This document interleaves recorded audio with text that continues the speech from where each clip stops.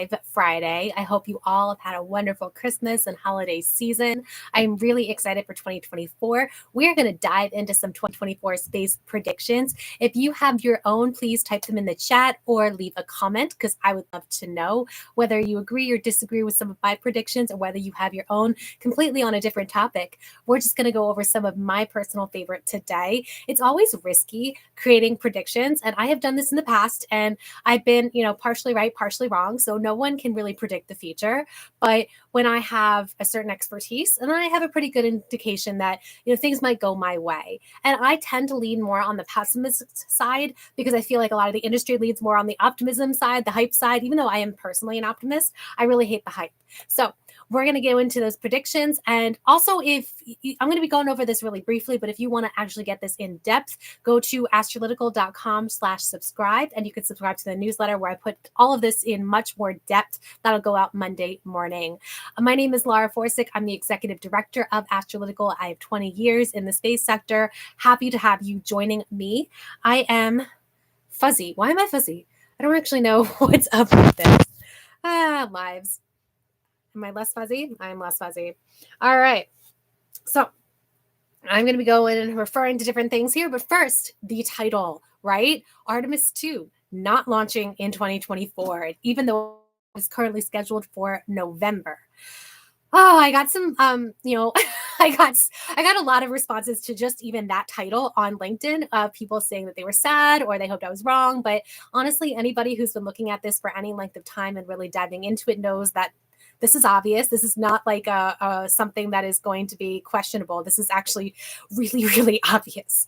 So back in 2019, before the Artemis program was even called Artemis, it was Exploration Mission 1, Exploration Mission 2, Exploration Mission 3.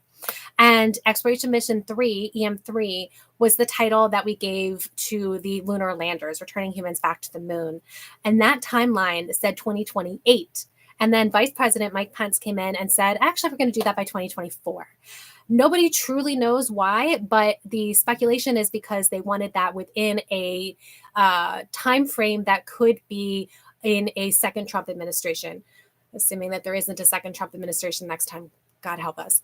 Any case, so one of the things that was not included in that changing of the dates was a lot more funding for this to actually happen on an accelerated schedule. There has been a significant amount of funding over many years now, gone into Orion, which is now about a 20-year-old program, SLS, which is derived actually from the previous program, the Constellation program, and there's been no shortage of money there. But there has been shortages of money elsewhere in the now called Artemis program. And so there is blame to go around for sure. I would say NASA is partly to blame. I would say Congress is largely to blame. I would say the administrations, both Trump and Biden, are also to blame here, where if we want to make this a priority, then it needs to be a priority. I think I spoke in my last live stream before Christmas that it's not a space race. China has their own lunar exploration plans and their own lunar landers and their own moon bases. It is not a space race unless we here in the United States decide to actually start racing, which we are not, because we are just not urgent about this at all. And so what we're seeing here is the slipping of the timeline, because Artemis 1, which happened in November of last year, it slipped. Artemis 2, which is currently scheduled for November of 2024, it's going to slip. And so I wanted to pull up this chart, which I made, which has now disappeared, of course, because this is a live, right? So I made this. Let me move that. I don't know if you can see this properly. You can go to astrolytical.com/ I think it's infographics, or I don't know. You can go to the infographics. It's under insights, and you can see these charts. And I made this one. Let me hold it up for you longer. If this wasn't live, I just put this up here in editing, but it is live. So this is what I'm doing. I made this chart earlier this year. I want to say at least 6 months ago, I made this chart. So what you're looking at here is the date that certain Artemis milestones, Artemis II milestones specifically, have been stated. And so back in the beginning of this year is when they said November 2024, and that has not been updated in a while. And so what you're seeing here is just the slippage for years now. It's been slipping. And honestly, it's just going to continue to slip for several reasons. Let me state some of the obvious ones, and there's many more than this. We talked last time also what last time we talked one of the live streams previously about the human landing system. The human landing system contract was given to SpaceX for their Starship mission, and it was then delayed. It had already been delayed. Congress had not given the proper funding to NASA to do this earlier, to start this earlier. And then it was delayed even further because of bid protests and a lawsuit. So even though SpaceX has been working on its Starship program for quite some time, it under different names, it had not really started its Artemis Starship program, the lunar landing variant of the Starship, until more recently. And you can see that it is going slower than they anticipated. They had long gaps between testing. And hopefully, with the last test being as successful as it was a partial success, partial failure. But I would say it was successful in the eyes of the FAA, who wants to give them another, or who needs to give them another license to launch. And so the FAA's point of view is that they cannot allow SpaceX to risk the uninvolved public. And then there's other government agencies involved here that deal with wildlife, et cetera. But from the FAA point of view, SpaceX did not blow up their launch pad this time. And so I can't anticipate that there would be a long delay between the last test flight and the current FAA, what are they called? It's an investigation. So SpaceX is doing the investigation that is approved by the FAA. And after that investigation is done, they apply for another license. They're going to get that other license early next year. I anticipate. This is another prediction. And so with that, we should see progress being made with the Artemis HLS landing system. But I do not believe that was redundant, wasn't it? Because HLS stands for Human Landing System. Sorry about that. But in any case, they are going to progress on that, but it's going slower than they want. Also going slower than they want is the spacesuits. So this is Axiom here. Axiom and Collins were both awarded contracts to do spacesuits for NASA. NASA themselves had been working on spacesuits internally and had been running into a lot of problems. It didn't seem to be a high priority for the organization, and they didn't seem to be making a whole lot of progress. So they decided to turn over all of their technology and all of their progress over to Axiom Space and Collins.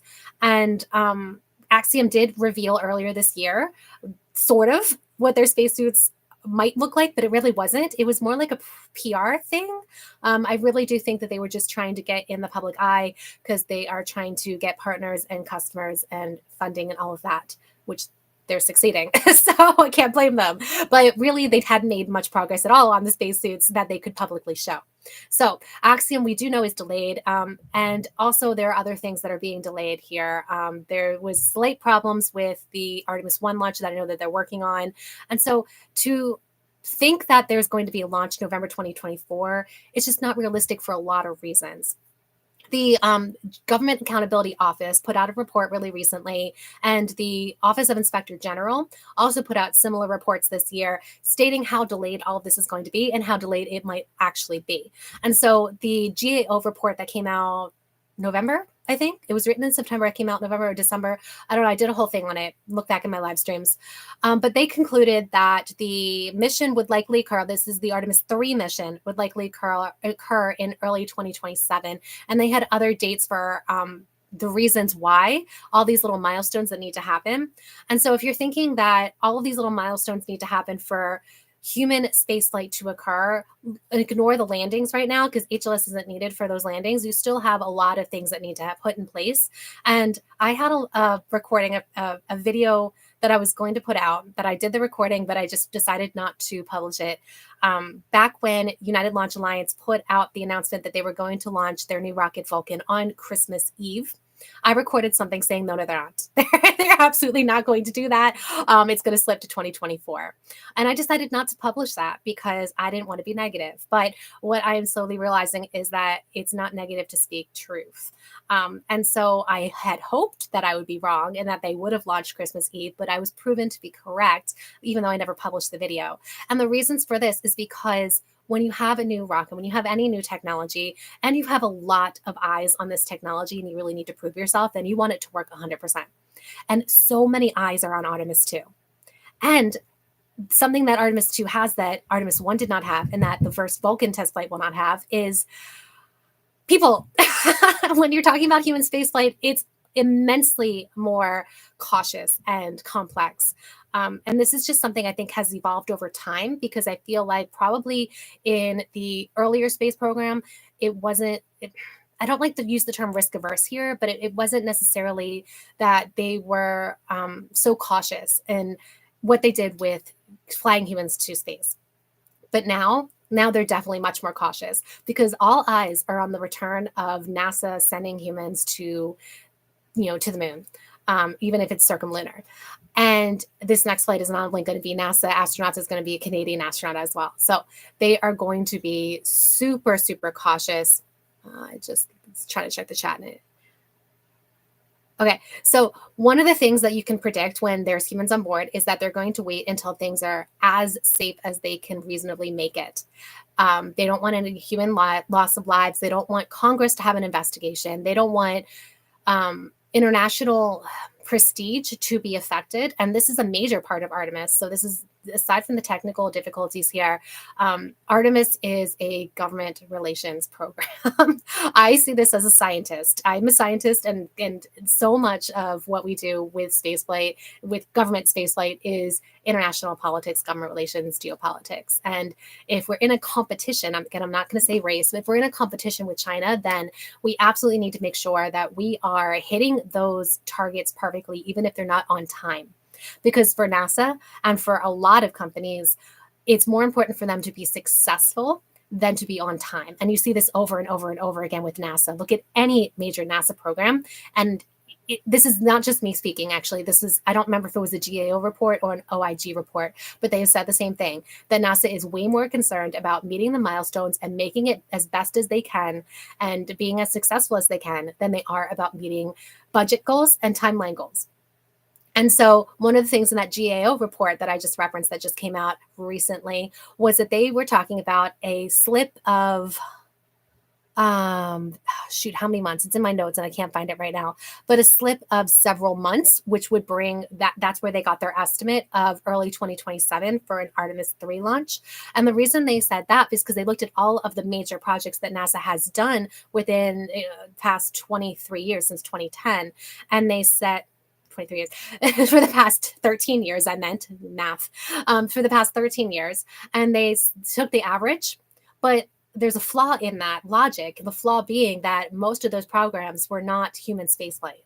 So if you look at human spaceflight, you're looking at the far end of the delays, not the average, the far end. So that early 2027 date for Artemis III that they're predicting, I think is off. I think it's going to be at least mid 2027, if not later. That initial date of 2028 is looking pretty good right now. And so when you're thinking about the flight that comes before Artemis III, Artemis II, it's not going to happen in an accelerated timeline. And one of the things I said in that UAL, oh my gosh, United Launch Alliance video, ULA. I've got it's like this dyslexia thing. I won't go into it. But in any case, one of those things that I said in that video that I never posted was that anytime you see a scheduled flight, a manifested flight for the end of a year, it's almost always going to slip to the next year. SpaceX being an exception, right? But even Starship did not get a second flight, even though I think Elon Musk said that he wanted to have another flight in December. But generally speaking, unless it's something that's already operational, like a Falcon 9, like a Falcon Heavy, then you're going to see a slip. If it's new technology, and especially if there's people on board, if it says end of year, they really mean next year, almost always. I think one of the exceptions was like, I don't know if you can call James Webb Space Telescope an exception because that had already been delayed for so long, but that one actually did launch on Christmas. It launched when it said, but there was no way that Vulcan was going to launch on Christmas Eve. I wish I had posted that video. And there's no way that Artemis II is going to launch in 2024. 2025, yeah, I really do think it'll launch in 2025. So there's some good news there. I think it's going to go. I think it's going to go in 2025. I think there's pretty much no chance of it being canceled, not unless something major happens, like I can't even tell you, a world disaster that takes all of our attention away from everything else that we care about. I think that's the only chance that Artemis II won't happen, but I think it'll happen in 2025. Again, if you want more details, go to astrolytical.com/subscribe and subscribe to our newsletter. And I'll have some actual figures in there with some quotes so that I'm not just bringing this out of nowhere. I want to move on to some good news. I think there's going to be at least one, possibly two U.S. uncrewed landers landing on the moon next year. And I did want to pull up another infographic that I created. It's on astrological.com. Of course, not good at doing this live. I will get used to the live streams. This is still pretty new for me. I don't even know if you can see the whole thing. I'll try. So if you look at this, this is the timeline currently for all of the uncrewed lunar landers that are being in the works right now. Some of them have been already, done and waiting for their flights, those first two especially. And so what you hear is January and February, Astrobotic and Intuitive Machines, like really rapidly here in the beginning of the year, are planning to launch their landers to the surface of the moon. And the landings, of course, won't happen immediately. They'll happen a bit later. But early 2024, I think at least one of those are going to succeed. I'm hoping both. And then you see another Astrobotic mission also scheduled for this year, although who knows if that'll actually happen, because, again, things tend to slip the next year when they're at the end of the year. And another Intuitive Machines mission that also is possibly coming this year. So it really depends, I think, on the success. If both of those initial landers are successful, I think we will see additional ones happening pretty quickly, pending launch, launch service providers, pending the rockets, because they are not providing their own rockets. Firefly is on here in the middle of the screen here, and they are providing their own rockets. So they've got a little bit more control over that. Let's see what's 2024. Yeah. So Firefly is also scheduled for 2024. I forgot about that. I don't know if that's going to happen because they just recently had a launch failure. It was a partial launch success, right? But the final stage, I didn't read up in detail because I've been on holiday. So I did not read up in detail what happened with that final stage of that Firefly launch. But something happened, which means they're going to have to look into what went wrong. And that's going to take their attention and their resources away from their lunar lander. And it might delay a launch that they have scheduled for 2024. So don't know what's going to happen with that. But I really do think at least one US lander is going to land on the moon without people in 2024, which I'm incredibly excited about. These are CLPS providers, by the way, Commercial Lunar Payload Services. I am super excited to see what happens with these CLPS landers. There's been NASA officials who have used the term shots on a goal, which means that they are expecting that a lot of shots towards a goal, think any sports analogy there, is going to take place. And you're not going to make 100% of the shots that you take, but you are going to make some of them. That's the theory.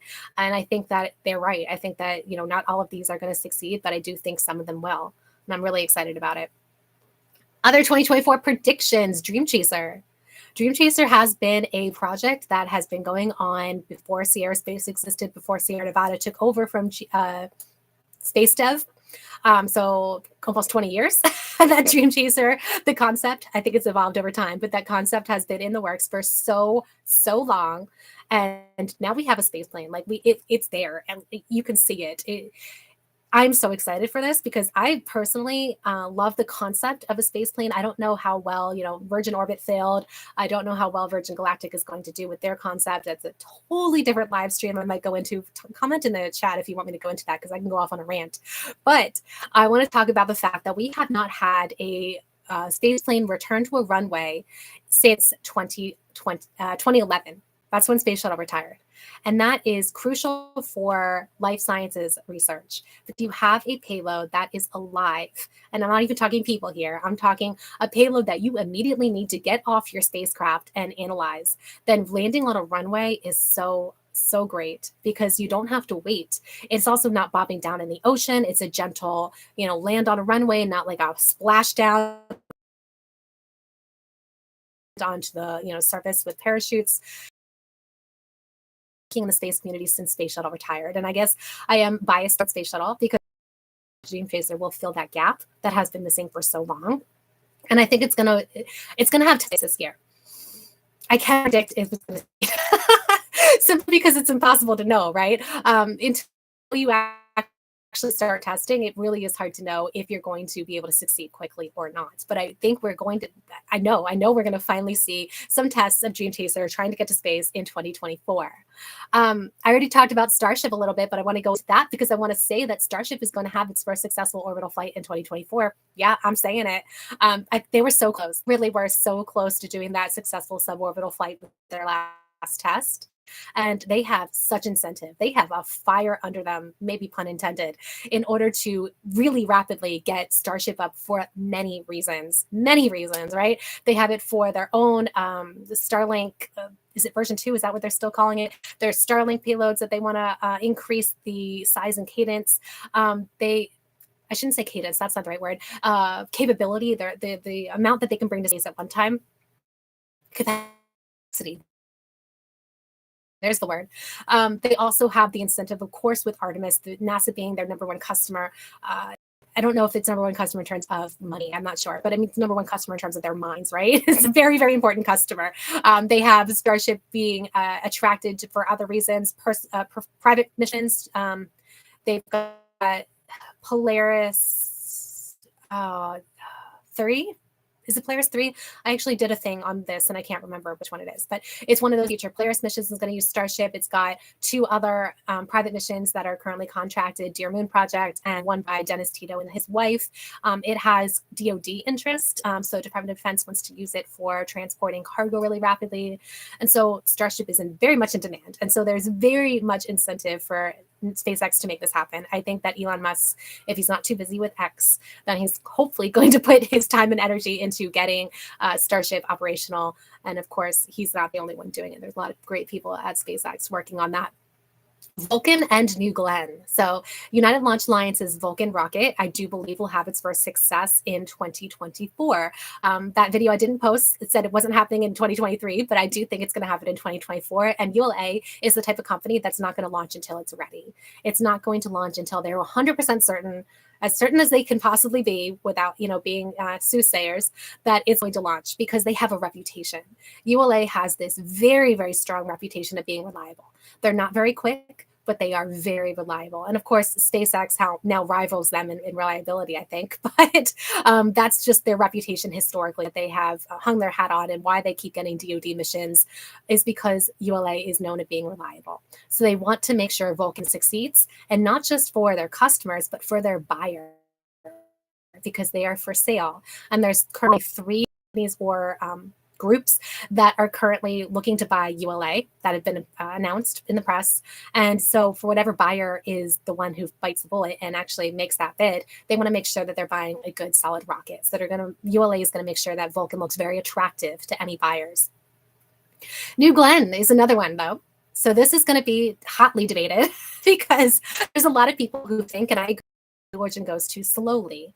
Blue Origin, their motto is something in Latin about progressing slowly. I really should know it. I don't off the top of my head. And their motto is their signal is a turtle. They've got the feather, but they've also got the turtle. And I know that Jeff Bezos recently gave an interview where he was talking about how he wants to pour more of his attention into the company. He hasn't really done that. He said he stepped down from Amazon, running Amazon full time, to put more attention into Blue Origin to make more progress. And I don't think I've seen that. Maybe they've been doing things behind the scenes, but we really haven't seen that with New Glenn, because New Glenn has been so slow. So slow. I'm rooting for them. I really think New Shepard is a fantastic program. It took them so long to get New Shepard back, just launching after that last incident that they had. It took them over a year. And so they're just moving so slowly. But I am going to put myself out there. I'm going to say that they are going to, by the end of the year, do some kind of test flight with New Glenn. I don't know if it's going to be successful. I don't know if it's going to be an orbital test or a suborbital test, but I do think that they're going to make significant progress with New Glenn that we're going to visibly see in 2024. And here's another easy one. SpaceX is going to launch over 100 times in 2024. And the reason why this one is so obvious is because they almost did it this year. They had a goal, I think, of doing it this year. They just missed it. I think last night makes 96 successful flights. Space.com had them at 98. I think that I haven't personally counted, but I think that might be because they had the 2 Starship flights that were partially successful, but not successful. And so that brings it up to 98 if you count those. Again, I haven't personally counted, but they're so close. They're so close to 100, and they show no signs of stopping. So I really think it'll be easy for them, unless something catastrophic goes wrong, that they're going to launch over 100 times in 2024. They are by far the largest launcher on the planet Earth. China has launched, I think I read last night or this morning, I think it's 65 times. Andrew Jones is a great journalist for China News. And so he had an article, I think he said 65 times. So not even close. Yeah, a lot, right? But not even close to SpaceX. So there's really a lot of excitement around what SpaceX has done for the launch community. I truly want to know what your predictions are. If you think I'm wrong about anything, if you think that I'm leaving something out, there are a lot of really great missions next year that might slip or might happen. I'm also looking forward to seeing some new launchers. I said this last year, but I said this a year ago. Still looking forward to seeing some new launchers that come on board. I mean, Relativity was pretty amazing this year with the Blue Flame. I'm waiting for ABL to launch. I've been waiting for them to launch for a while. Just some really great new launchers that might come on board that are very much needed. I know in years past, I have also been critical about small launchers because there seemed to be a glut of small launch programs, and there still is in a way, but because of the great demand and because of the cutting off of Russia from Western launches, I think that there's just so much demand right now for new launchers. So SpaceX is launching frequently, but I think it's great to have competition. So Rocket Lab, for example, with their Neutron rocket, I'm looking forward to seeing when they launch that as well. So let me know your predictions in the comments. Also, this is a Q&A, ideally. So I see some of you watching. So if any of you would like to actually submit questions, you can put it in the comments. You can reach out to me social media. You can DM me or email me, and I'm happy to answer your questions. You all have a wonderful new year.